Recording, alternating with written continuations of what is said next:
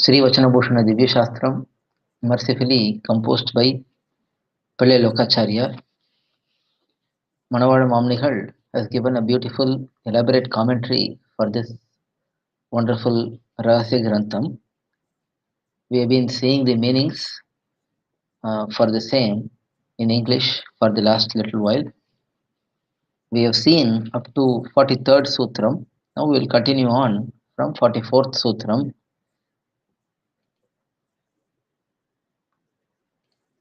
Sri Shailesha Dayapatram, Dibhaktyadi Gunarnavam, Yatindra Pravanam Mande, Ramya Jamataramani, Ramya Jamatri Yogindra, Padare Kamayam Sada, Sada Yatatma Sattadim, Ramani Jamunim Bhaje, Lokacharya Gurave, Krishna Padasya Sunave, Samsara Bhogi Sandashta, Jiva Jivatave Namaha, Loka Gurum Gurubha Purvahi, Kurakulo Samadasa Mudharam, Sri Nagapatya Bhirama Vareshav, Deep Prashayana Gurum Guruncha Bhajeham, Lokacharya Krite, Lokahite Vachanabhushane, तत्त्वार्थदर्शिनो लोके तन्निष्ठाश्च सुदुर्लभाः जगदाचार्य रचिते श्रीमज्जनभूषणे तत्त्वज्ञाञ्च तन्निष्ठां देहिनाथ यतीन्द्रमे. The meanings of SrIvachanabhushanam are very difficult to understand. If that is so, putting them in practice is even more difficult. We pray to Bhagavad Ramanuja to bestow this to us as much as possible. With this prayer, we start today's session.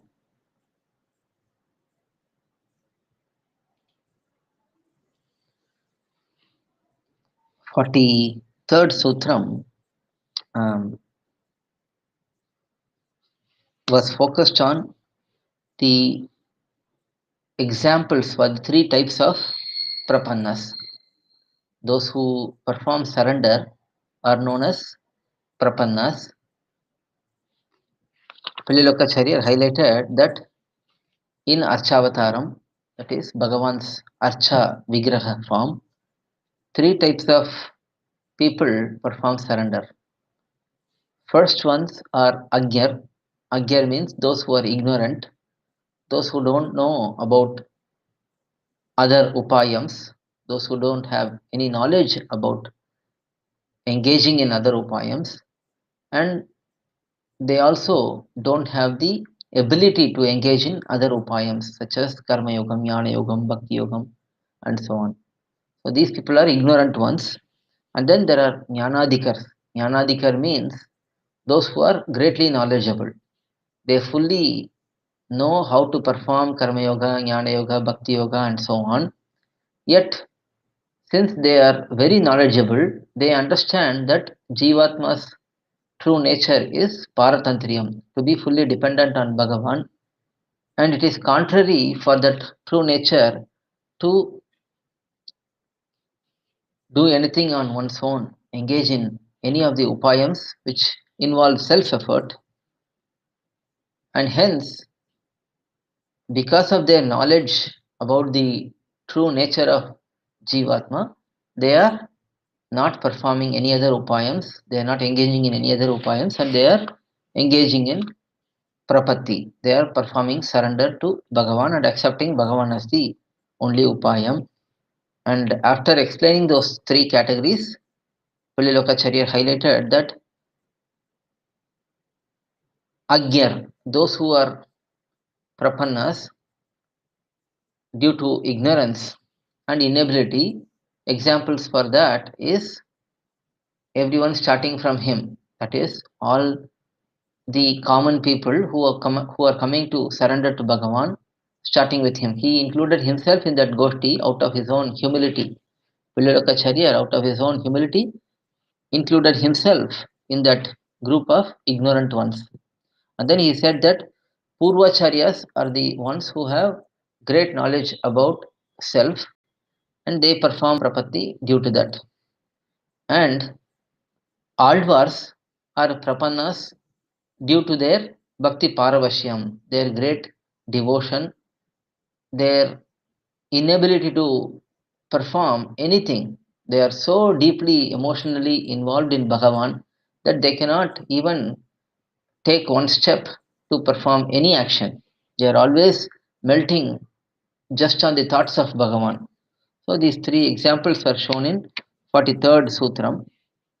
Now we are going to move on to 44th Sutram. In this Sutram, Mamnigal is giving an introduction first, where he explains what is the context of the Sutram. Now, these aspects such as Ajnanam, great Jnanam, and great Bhakti, these three are the reasons for these three kinds of people to perform Sharanagati, to perform Prapaththi. What is the reason for saying this way? Why is this particular quality or this particular aspect associated with each of these type of people? That is the question here, and for that Pillilokacharya is giving the answer in the 44th Sutram. Ippadich chollugiRadhum URRaththaip patra. Ippadich chollugiRadhum, that means saying this way, attributing a particular quality as the reason for their Sharanagati, for their Prapaththi, is because of their Utram. Utram means it is what is present in abundance in each of those categories of people. For example, in those who are ignorant, they may have some knowledge, they may have some bhakti also. Still, ignorance is more. Hence, it is said that for such people, ignorance is the cause for Sharanagati. Their thought of ignorance, that is, I don't know how to engage in any of these upayams. Hence, I hold Bhagavan as the only upayam. So their main reason is their ignorance. And similarly, in the next category of people, they may also have ignorance in some situations, and they will also have great devotion towards Bhagavan. Still, the main reason for their Sharanagati is their clear knowledge about one's own nature of being Paratantra, being totally dependent on Bhagavan. Similarly, the third category of people, AzhwArs for example, they have clear knowledge about everything and they may have some ignorance in one particular viewpoint, and still what is more in them, bhakti is more in them, hence that is attributed as the reason for their prapaththi. So the reason for attributing each of these aspects is presence of that particular aspect in abundance in that particular type of people. So that is the simple meaning of the sutram. Let us see Mamnigal's explanation. Manavar Mamnigal gives a very good insight on this particular sutram. It's a deep sutram, it's a very profound sutram. There is deep meanings. There are deep meanings in this sutram. Let us see Manavar Mamnigal's explanation here. That is Ajnana Ashakti. That is one category. People who have Ajnanam and Ashakti. People who are ignorant and incapable. We have seen already that ignorance here is not complete ignorance. Ignorance here is focused on engaging in upayams to reach Bhagavan.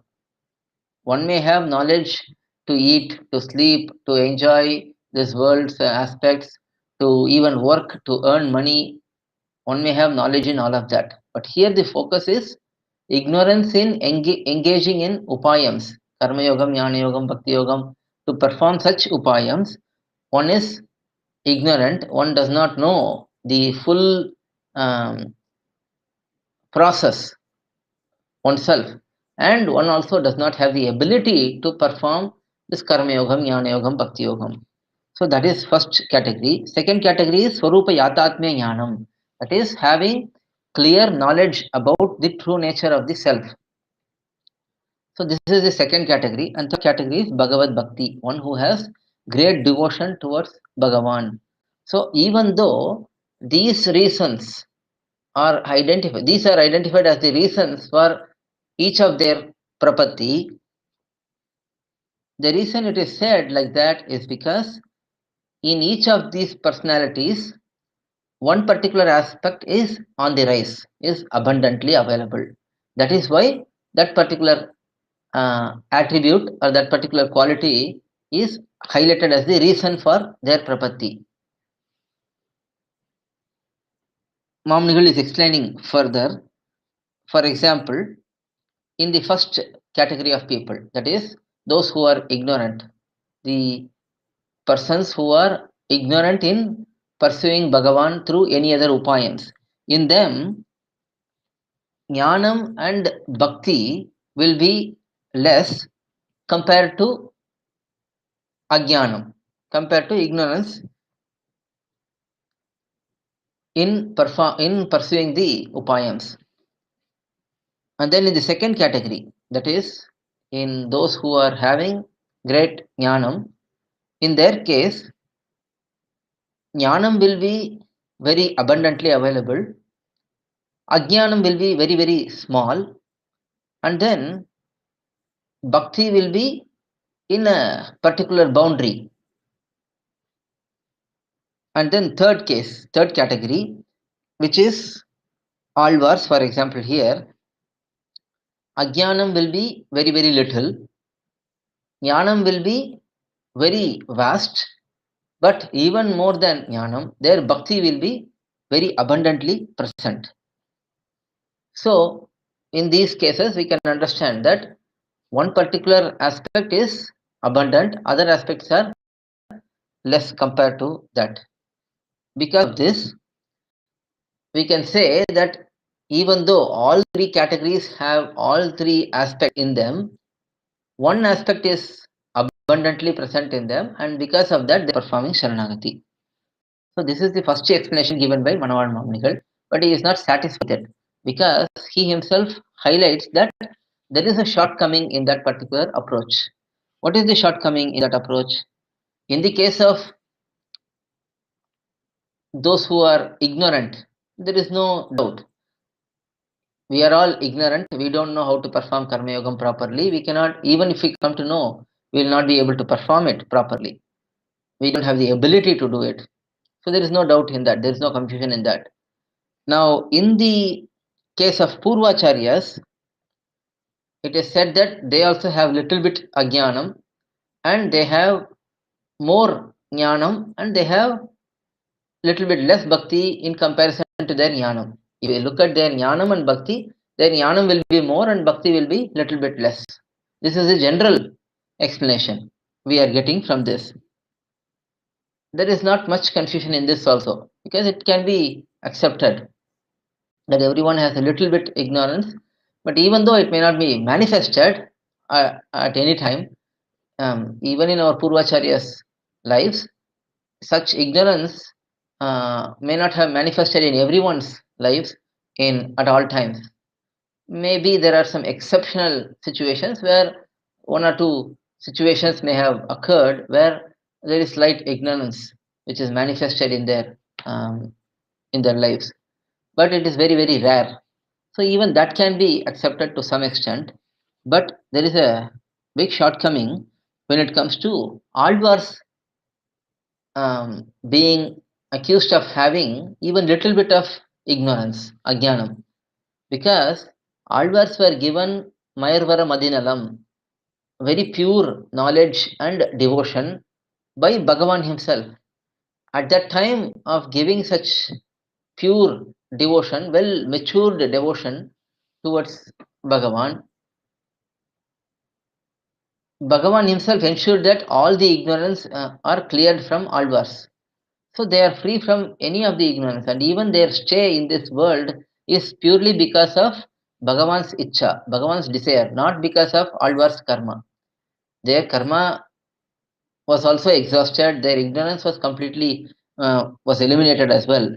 Hence, this particular point will have a shortcoming. We cannot explain it clearly, says Mamnigal in here, saying that to even say that there is little bit of ignorance in AzhwArs even that is not acceptable. So how can we reconcile this particular doubt? How can we clarify this particular issue? For that, Manavada Mamnigal gives a second explanation, alternative explanation, where such problem does not arise. He says this particular Ajnanam, Jnanadikyam, and Bhakti Paravashyam, he says that these can be attributed according to how they think and how they project themselves. So, from this particular explanation, it becomes very clear. There is no doubt or there is no confusion in this particular explanation. Let us see that how Ajnanam Ashakti, for us, for all of the common persons who have performed Sharanagati, it is obvious that we have ignorance in pursuing Karma Yogam, Jnana Yogam, Bhakti Yogam.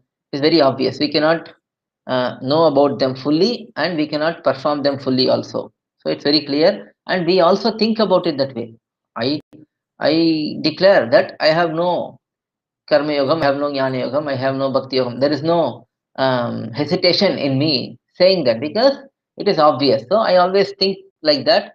I have only Bhagavan as my only hope, and hence I am surrendering to Bhagavan. So there is no doubt if we take it as how I feel, how I consider myself. So that is what the explanation given by Manavad Mamnigal here. Instead of saying that these qualities, these aspects are present in these three categories of people, Manavad Mamnigal is saying in the second explanation that this is how they feel about themselves. This is what each of these categories of people they feel about themselves. So first explanation is for people like us who can boldly say that I have no Karma Yogam, I have no Jnana Yogam, I have no Bhakti Yogam, I don't know about them, and I cannot practice them also. I don't have the ability to practice them. So I can say that. The second category of people, for example, the Purvacharyas, they have abundance of knowledge and they also feel that way that they are very knowledgeable and they are able to explain. They have understood the Shastram clearly. They have understood the true nature of the self clearly, and they have also explained that to others and ensured that everyone understands. So they can feel that they have abundance of jnanam. They have clear knowledge about everything, about the self and about Bhagavan, about the process to reach Bhagavan and so on. So their case, it is also clear.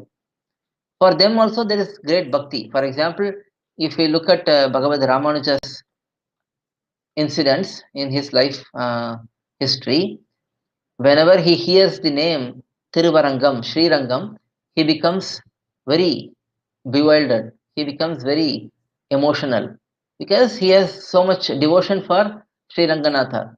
From that, we can understand that even acharyas have great devotion. It is not that they lack in devotion, but in comparison to alvars, acharyas have predominantly are focused on jnanam aspect. Alvars predominantly focused on bhakti aspect, overwhelming premam. So that is just the manifestation. Both acharyas have great jnanam and bhakti.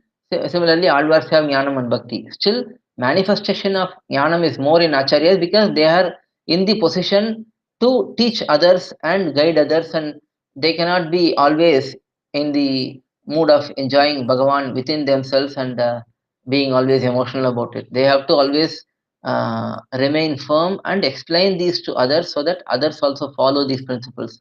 So their responsibility is to teach these principles to others. Hence, their jnanam is predominant. So they also think that they have ignorance sometimes, and they have bhakti also in abundance. So that is the second category. Third category is alvars. Now they have great knowledge, that is very clear because they have no doubt about anything in this world and about Bhagavan. Everything is clear for them. They are free from ignorance. They have pure devotion. They are always melting about thinking about Bhagavan all the times. But the ignorance part, they always highlight themselves as very lowly, and they say that I have no knowledge, I have no good quality. So by considering that they have less knowledge, they have um, very low qualities, very inferior qualities, it can be said that in their thought process they are being very humble, and they are saying that we have this we have this ajnanam in us. So if we, instead of saying that they have ajnanam, they have um, jnanadikyam, or they have bhakti, instead of saying that, here the abundance aspect and the manifestation of all of these are highlighted, are focused. So that is the difference in the second explanation. First explanation is directly saying that they have jnanam, they have ajnanam, they have bhakti. Instead of that, here it is saying that they say that they have jnanam, they have ajnanam, they have bhakti. So from their words, they can say, out of their humility, they can say. That particular point is also explained by Mamnigal in the end.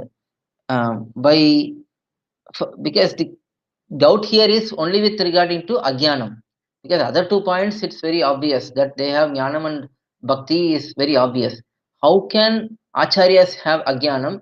How can alvars have ajnanam? They are free from ajnanam is the general explanation. That is the truth also. But how can it be there in them? That is the main question here. For that, Mamnigal in the end explains, in the case of first category, that is all of us, agyanam, that is the particular individual having agyanam, ignorance, is natural and acceptable. There will be no doubt about it. In the case of second category, acharyas, it is because they are pramanikas means those who accept shastram and those who always speak along the lines of shastram. In shastram it is said that until one reaches SrIvachana, there is always scope for little bit of ignorance in this material world. Because Shastram says that, they accept that, and because of that, they consider themselves to have a little bit of ignorance. They always reveal that ignorance also. I mean, they reveal that in their words. They say that we are ignorant. So, in their case, it is acceptable that they can think about themselves to be having a jnanam. We cannot say that they have a jnanam, but they can say that I have a jnanam. Acharyas can claim that they have a jnanam on their own, because it is according to Shastram, everyone has a little bit of a jnanam until one reaches Paramapadam. So that is the explanation for Purvacharyas having little bit of a jnanam. Now for Alvars, it is because they are fully free from, they are devoid of any ignorance. That is very very clear uh, from their personality, based on Bhagavan's granting of total knowledge and devotion to them. So in their case, the only way it can be applicable is by saying that it is their own Naichyanasandanam, their own humility. Out of their humility, they are saying, Nishane Nere Wondremilen, I have no good qualities. Namalvar is saying, I have no good qualities. I am an embodiment of defects. That is what Aldwar feels about himself. That is his Naichyanasandanam, his own humility of taking upon inferiority while looking at Bhagavan, who is so great. So, Aldwars can say it because they have humility, and it is their own greatness of accepting that, of saying that they have um, defects and lack of good qualities. So, in this particular way, in the second explanation, it is more apt that instead of saying that all three adhikaris have all three aspects in them, that is ajnanam, great jnanam, and great devotion, instead of saying that way, we can say that all three adhikaris, all these three categories of people, they consider themselves to be having each of these at particular proportions, and each one have one particular quality in more abundance. So that explanation is more apt, says Manavar Mamnigal here. That is 44th Sutram. Even though the Sutram is very small, the explanation is fairly large, because these are some of these are sensitive topics, because be careful. That is what the great favor our acharyas have done to us. They have taken these sensitive aspects and have um, taken them on their face and explained and given me the explanations for those sensitive topics also. It is not that they are brushing these under the carpet. They are taking them on and answering these questions. They themselves are asking these questions and they are answering these questions also, to avoid someone else coming and saying that this particular point is missed in the future. So they are very um, they are able to see the future, and they are able to see what kind of questions will come, and they are answering all of those questions here very clearly. So that is 44th Sutram. Now we will move on to 45th Sutram. In this 45th Sutram, Mamnigal's introduction, Mamnigal says that Pililokacharya is identifying the reasons for each of these aspects, that such as Ajnanam, Swarupa Yatatmi Jnanam, and Bhagavad Bhakti. What are the foundation for these three aspects? That is the question. And for that, Pillilokacharya is answering in 45th Sutram, immUnRum, மூன்று தத்துவத்தையும் பற்றி வரும். immUnRum means these three aspects, that is Ajnanam, Jnanadikyam, and Bhakti. These three aspects are founded based on three tattvams, that is achith, chith, and ISvara. There are thathvaththaiyum in our sampradayam. Chith is the collection of all the atmas, achith is all the matter, and ISvara is Bhagavan who controls both jivatmas and all the achetanam. So these three aspects, they relate to these three qualities of Bhagavan. These three tattvams, these three entities. So that particular relationship is shown in this sutram. Let us see Mamnigal's commentary here. So மூன்று tattvam means chith, achith, ishvara. So that particular aspect is explained here. Let us see. First, the ajnanam aspect is explained here. Let's see that. Sadhana anushtanam, that means engaging in a particular sadhanam, karma yogam, jnana yogam, bhakti yogam, all of these. In that, karma yogam, jnana yogam, bhakti yogam, etc., the reason for ignorance, the reason for lack of knowledge is the achith sambandham. Achith sambandham means once the jivatma's connection to achith, and that is based on karma. Karma leads to janma leads to karma, and so on. But karma is the main aspect here. Due to karma, we have janma, and this janma is what is called as achit sambandham, this atma being together with a achit matter, with body. So all of us have bodies. So this particular connection is established based on karma, and this karma is the main reason for one's ajnanam. So ajnanam is connected to karma and being bound in this body, which is achith. So there is a relationship between achith and ajnanam. So that relationship is established, and because of this reason only, one is unable to engage in sadhananushtanam. One is unable to engage in karma yogam, jnana yogam, bhakti yogam, and so on, because one is bound by this particular body which has limitations. One's mind is not completely clear of all the confusions. One is still with attachments in this worldly pleasures and so on. Because of all of this, there is ajnanam, and because of that, one is performing surrender. One is performing prapaththi. So that is the first explanation, first aspect. And then second aspect, that is the relationship between jnanadikyam, great jnanam, and chith, jivatma. So this jnanadikyam means what? It is the full knowledge about the nature, true nature of jivatma. This true nature of jivatma is paratantriyam, that is total dependence on Bhagavan. So if this particular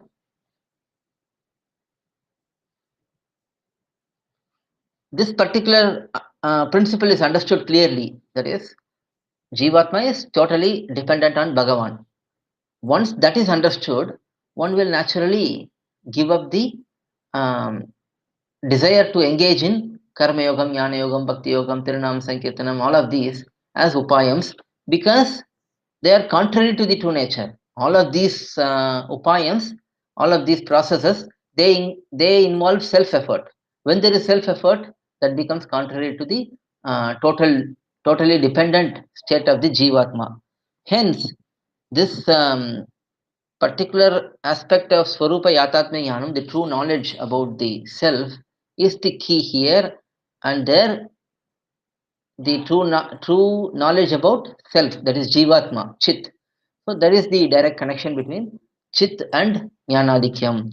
This particular aspect is explained in the Madhyama Padam of Tirumantram, that is Namah Padam. Namah Padam is the one which explains that Jivatma is totally dependent on Bhagavan. So that particular aspect is established here. So there is the connection between Chith and Jnanadikyam. And then thirdly, the Karana Shaithilyam, that is the body and the senses, they all become weak by thinking about Bhagavan's divine form. So for those who, for example, those who are like Alvars, for them, just thinking about Bhagavan's divine form makes them melt and makes them unable to do anything. They remain just thinking about Bhagavan and weeping and having bodily emotional changes and so on. All of these are because of Bhagavan's divine form. Mamnigal explains, quotes a pasuram from Nammalvar's thiruvAimozhi, Kadal Kadal Puriya Vilavitha Karamal Meni. That is, Bhagavan's beautiful form which brought out great overwhelming love in the Jivatma. So as per this particular concept, we can understand that great devotion relates to Bhagavan, Bhagavan's divine form. So in this manner, Ajnanam relates to bodily concept. Swarupa Yatatmya Jnanam relates to Jivatma, Chit, and Bhakti Paravashyam, great love, overwhelming love, relates to Bhagavan. So these three entities, three tattvams, are the connection. They are having connection with three of the aspects which are shown here, that is Ajnanam, Jnanadikyam, and Bhakti Paravashyam. So that is explained in this 45th Sutram. So Tattvhathrayam is linked to these three types of categories of people. That is 45th Sutram. Now 46th Sutram. 46th Sutram, Manavad Mamnigal highlights in the introduction section that Pilalokacharya is now highlighting the fact that same person can have all these three, that is Ajnanam, Jnanadikyam, and Bhakti Paravashyam, with an example. The question is, how can one person have all these three aspects within him? For that, Pilalokacharya is answering with an example from Nammalvar's Pasuram, based on Nammalvar's state of mind, how he sang about having all these three aspects within himself. Now again, it should be seen as the anusandhanam, the how AzhwAr considers himself to be having these three aspects. It's not that he is having them, but he is thinking that he is having them. So that particular principle is highlighted in this sutram. Fatram, ennAn seygEn engira idaththil immUnRum undu. This is a beautiful pasaram from Nammalvar's thiruvAimozhi. ennAn seygEn யாக்களைகன் என்னை என் செய்கின்றாய் உன்னாலல்லால் யாவராலும் ஒன்றும் குறைவேண்டேன். This is the pasaram from thiruvAimozhi, where saying that what will I do? What can I do? He is so bewildered at his situation. He is in great anguish and he is asking Bhagavan, what can I do? And for that, what can I do? Lokacharya is saying just that ennAn seygEn, which means what can I do? In that, all these three are being taught by Nammalvar. And if Manavada Mamnigal has not given these explains clearly, it would not be possible for us to understand. So Mamni very beautifully explains how this one phrase, what can I do, indicates that he is considering all these three aspects, that is Ajnanam, Jnanadikyam and Bhakti Paravashyam, which are being present in him. Let us see Mamnigal's Vyakyanam here.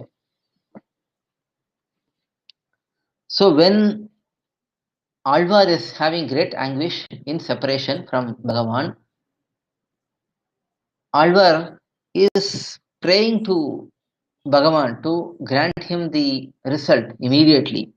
At that time, he thinks maybe Bhagavan is expecting me to engage in Karma Yogam or Jnana Yogam or Bhakti Yogam and reach him through those processes. So first, this is what AzhwAr is thinking. So he is asking, ennAn seygEn, what can I do? How can I do?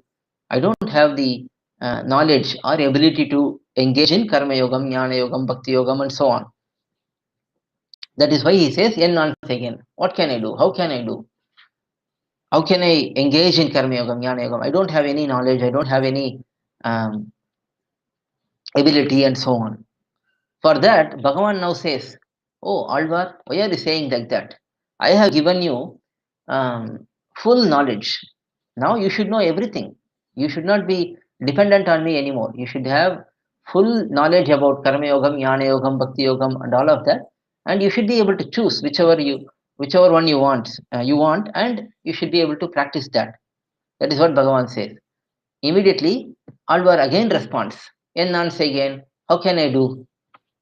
Here the thought process is, AzhwAr is saying, yes, now I realize that you have given me full knowledge, but that is the problem. You have given me total knowledge that now I understand I am totally dependent on you and I have no engagement in any self-effort. So how can I engage in Karma Yogam, Jnana Yogam, Bhakti Yogam? So I have no other choice than performing Sharanagati to you and at your lotus feet. So here, that is the second viewpoint in ennAn seygEn. That is the second explanation. But now AzhwAr thinks, after saying this, for a moment he thinks, oh, maybe we should be able to do Karma Yogam or Jnana Yogam or Bhakti Yogam. Let us try to do things, AzhwAr. And then he immediately realizes again, even if you have shown me all the processes clearly, and even if I understand all the processes, and even if I have the ability to follow any of these processes, I don't have the Shakti, I don't have the strength to engage in any of that. Because the moment I think about you, I become melted and I fall down on the ground and I start crying and I start remaining without any movement. That is how this Bhakti Paravashyam, this great love towards you, makes me totally ineffective. I am not able to do anything. I am not able to engage in any processes. So that is the third stage, which is Bhakti Paravashyam. So AzhwAr is saying here, how can I do? I don't have the strength to do anything. Even though I have the knowledge to engage in Karma Yogam, even though it is contrary to my true nature, I may be a little bit greedy and think that Even if I practice this, if I can reach Bhagavan quicker, let me try that. Even if I want to think that, even if I want to do that, I am unable to do it because I don't have the strength to do it. The moment I think about you, I fall down and I totally lose consciousness and I totally become ineffective. That is the state of me while thinking about you, says Mamnigal here. This is how this ennAn seygEn, this simple phrase, is highlighting all of these three aspects, says Mamnigal here. So here, um, this particular, so because AzhwAr understands all these three aspects and is expressing all these three aspects, it can be said that in this particular pasuram, ennAn seygEn, we can understand that these three principles are clearly explained in context of AzhwAr having all these three states. So that is 46th Sutram. Now after that, 47th Sutram, there is a question here. So if all these three aspects are present in AzhwAr, if he considers himself to be having Agyanam, great Jnanam and great Bhakti, which one is the reason for his prapaththi? He performed Sharanagati. What is the reason for his Sharanagati? That is the question.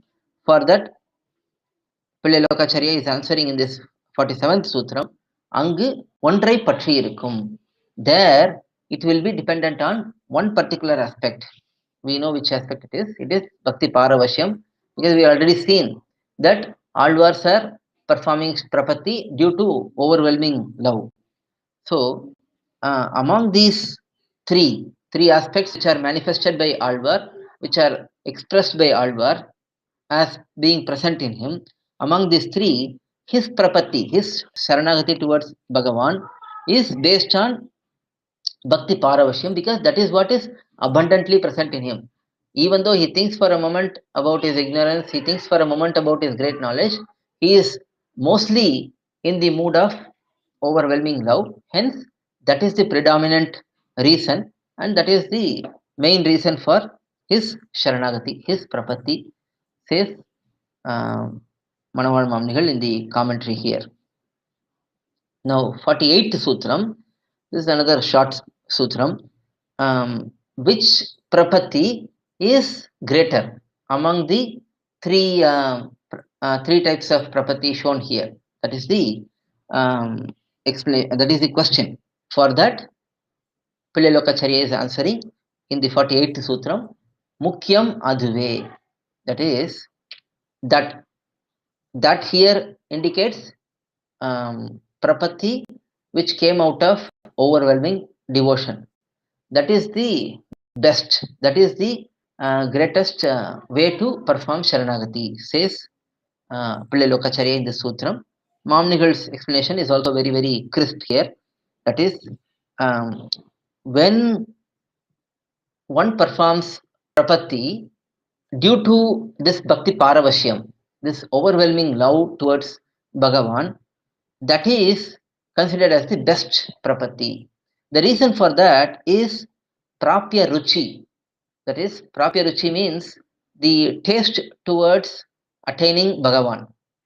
That Ruchi is well established in this particular third approach, in the third type of prapaththi, where one performs prapaththi due to Bhakti Paravashyam. There, the Prapya Ruchi is well established. There is no shortcoming in it. One is very, very eager to reach Bhagavan. Hence, this particular prapaththi based on this Bhakti Paravashyam is glorified as the greatest way to perform prapaththi. This reason is very, very important to understand. It has very, very great significance in our Sampradayam. In our Sampradayam, it is said in Tamil, Nambillai used to explain very frequently that Ichai, Irakkam, Inimai. These three aspects are very important, he says. Nambillai says. Ichai is desire. Irakkam is mercy. Inimai is very sweet, very enjoyable aspect. So these three are very important for our sampradayam. Ichai, desire, must be present in the Jivatma, because to reach Bhagavan, this is the main criteria for the Jivatma. The Jivatma should have desire to reach Paramapadam. He should have no attachment whatsoever in this material world. That is the main expectation from the Jivatma. Bhagavan should have mercy. His mercy is the cause for our liberation. So Ichai is in the Jivatma, Ruchi, Icha. Ichai is Tamil, Icha is Sanskritam. This Icha is nothing but Ruchi for reaching Bhagavan. Ruchi to reach Bhagavan, that is Icha. That must be present in Jivatma. And then Irukkum. Irukkum means Karuna, mercy. That must be present in Bhagavan, so that he can bless us with the end result. And after getting the result, what is the activity? How will the activity be for the Jivatma? That is inimai. Inimai means very greatly enjoyable, very sweet. So after reaching Bhagavan, there is always total bliss. There is total enjoyment. So these three aspects, Ichai, Inimai, Irakam, Ichai, Irakam and Inimai, they are emphasized. The reason why I pointed that out is here the third prapaththi, that is prapaththi done due to overwhelming devotion, is considered as the best, because there the prapyaruchi of desiring to reach Bhagavan as soon as possible and enjoy him all the time is very well established. So this ichai, the desire to reach Paramapadam, to serve Bhagavan eternally, is very, very important in the Jivatma. Hence, that particular aspect, because for those who are ignorant, for example, we surrender to Bhagavan, and when we are surrendering to Bhagavan, we accept that we don't have the ability, and prapaththi is the only way. Bhagavan's lotus feet are the only way for us to reach him. So when that particular explanation is there, that particular attitude is there in the Jivatma, we surrender to him and we accept him as the means. But we don't know when that will slip, when we may even fall aside, fall apart. Because unless we have the ruchi, this Sharanagati may not sustain. For that, the Sharanagati to sustain for until the result is accomplished, the ruchi must be there. So even for next category, which is Jnanadikyam, even those who surrender because they understand that our true nature is to be totally surrendered to Bhagavan, even them at some point they may slip. But those who have total ruchi, those who have total attachment towards Bhagavan's divine form and service, kaikaryam to that divine form of Bhagavan, for them there is no such fall down possible. That is why this particular aspect of prapaththi, which is triggered by bhakti paravashyam, is considered as very great. So that particular aspect is explained in this 48th sutram. With that, we will stop today. Next couple of sutrams, Pillai Lokacharya highlights some pramanams from Shastram for this particular three categories of people who surrender to Bhagavan, Archavatara Bhagavan. Let us see them in the next session. We will have our next session on next Saturday at 11:30 in the morning. Alvar எம்பெருமானார் ஜீயர் திருவடிகளே சரணம், பிள்ளோக்காச்சாரியர் திருவடிகளே சரணம், ஜீயர் திருவடிகளே சரணம், ஜீயர் திருவடிகளே சரணம்.